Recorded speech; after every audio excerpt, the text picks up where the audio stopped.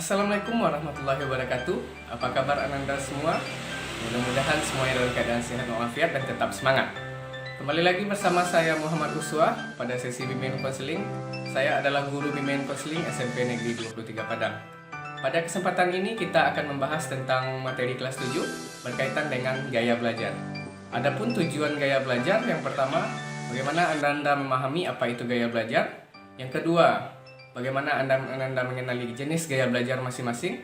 Yang ketiga, bagaimana memaksimalkan gaya belajar yang Anda punya. Oke, Anda semuanya siap? Let's go.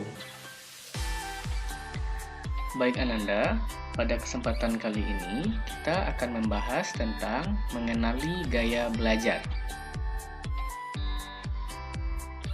Adapun tujuan dari pelayanan ini, yang pertama, Ananda memahami apa itu gaya belajar.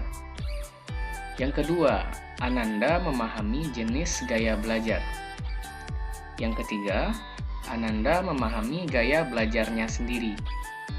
Dan yang keempat, Ananda dapat memaksimalkan belajar Ananda dengan gaya belajar yang dimiliki. Nah, sekarang apa itu gaya belajar? Gaya belajar adalah cara atau metode belajar yang Ananda senangi, yang mempermudah Ananda memperoleh pemahaman berkaitan dengan apa yang Ananda pelajari. Nah, apa saja jenis-jenis gaya belajar? Yang pertama, ada gaya belajar visual. Gaya belajar ini menitik beratkan pada penglihatan. Pelajaran akan lebih mudah dipahami jika penyajian pelajarannya disertai dengan gambar atau bukti yang bisa dilihat.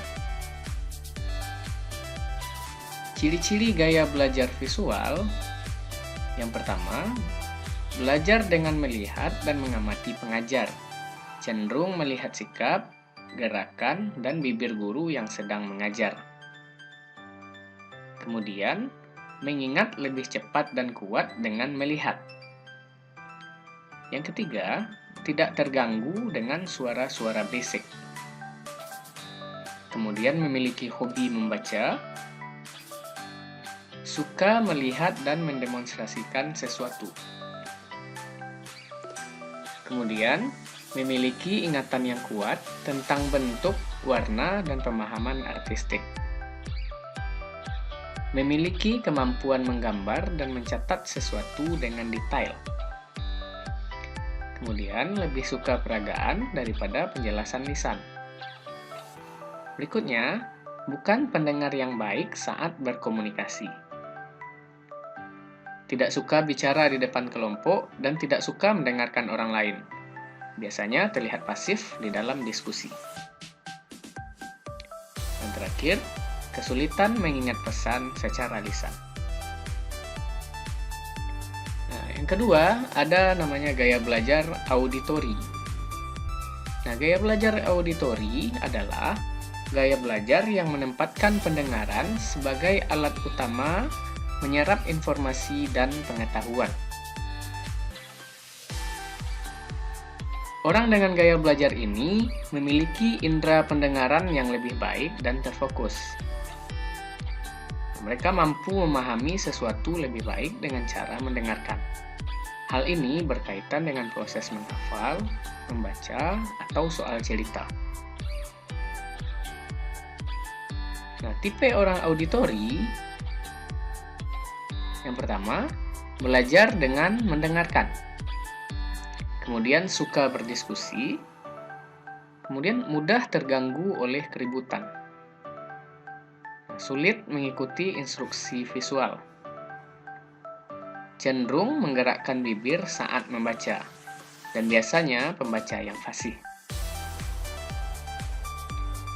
Nah, yang terakhir itu ada namanya gaya belajar kinestetik. Nah, apa itu belajar kinestetik? Gaya belajar kinestetik yaitu gaya belajar dengan melibatkan gerak. Hal yang berkaitan yaitu seperti olahraga, menari, memainkan musik, percobaan laboratorium, dan lain sebagainya. Nah, gaya belajar ini efektif untuk anak-anak yang menyukai gerak dan gambaran imajinasi berdasarkan gerakan. Nah, ciri belajar orang kinestetik yang pertama, ketika menghafal yaitu dengan cara berjalan atau membuat gerakan-gerakan. Menyukai belajar dengan praktik langsung atau menyentuh secara langsung. Menggunakan objek nyata sebagai alat bantu. Dan menyukai aktivitas pembelajaran yang aktif atau permainan. Bagaimana dengan penjelasan tadi? Apakah Anda semua sudah paham dan mengenali gaya belajar masing-masing? Jika sudah, mari kita terapkan gaya belajar masing-masing pada proses pembelajaran sehingga Anda nyaman. Baik, pada video kali ini kita cukupkan dulu sampai di sini. Semoga apa yang Bapak jelaskan tadi bisa bermanfaat dan sangat membantu untuk mengenali gaya belajar Anda masing-masing. Terima kasih. Assalamualaikum warahmatullahi wabarakatuh.